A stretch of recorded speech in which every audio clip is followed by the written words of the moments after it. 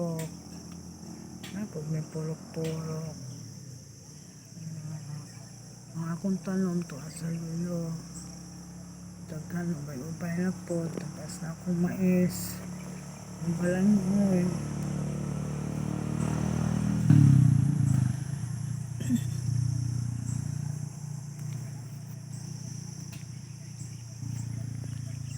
Say, pet, salamat sa iyong pagtabang. Hindi na makabalo sa kupo.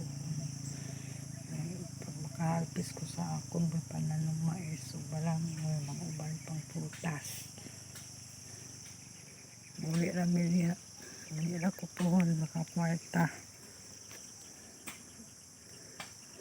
Salamat.